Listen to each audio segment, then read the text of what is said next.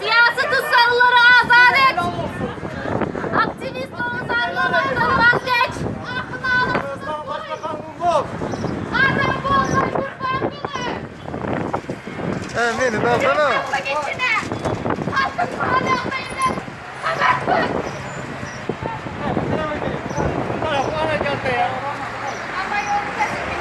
Hey.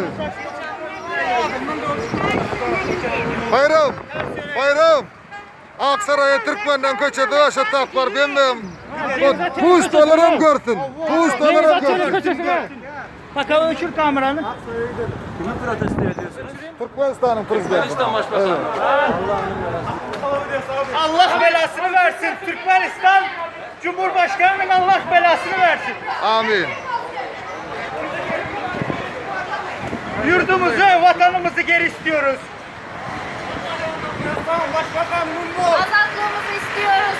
Ana sayfada anayasadan elini çek. Ben emotlarımı çok fazla bağlıyorum. Gümbol karambol. Diktatör Hasan. Diktatör İslam'ımız yok. Türkmenistan Başbakanı Gümbol. Diktatör İslam'ımız yok. Diktatör Hasan. Türkmenistan'ın Başbakanı Gümbol. Diktatör. Gümbol kararda. Gümbol. Türkmen halkı durmaz artık. Bir saniye ben söyleyeyim de şunları alsana.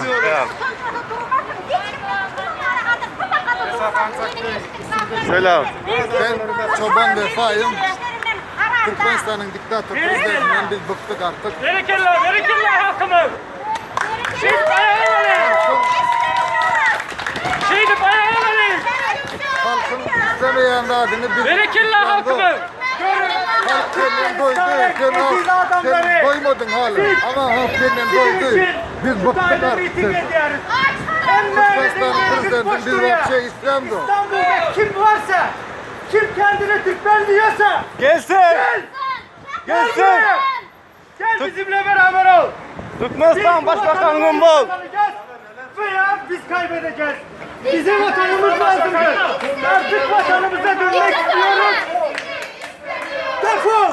Defol aç köpek! Defol! Defol! İstemiyoruz! Artık istemiyoruz! Biz seni istemiyoruz. Dikkat et. Diktatör biz seni istemiyoruz. Diktatör biz seni istemiyoruz. Sakla birini tut! Tutun! Devam et. Devam. Diktatör istemiyoruz. Gelin! Bu insanlar çok saygılıdır. Bize yol verecekler. Bu insanlar çok saygılıdır. Helal olsun bunlara. Türkiye milletine helal olsun. Gelin. Var olun vatandaşlar.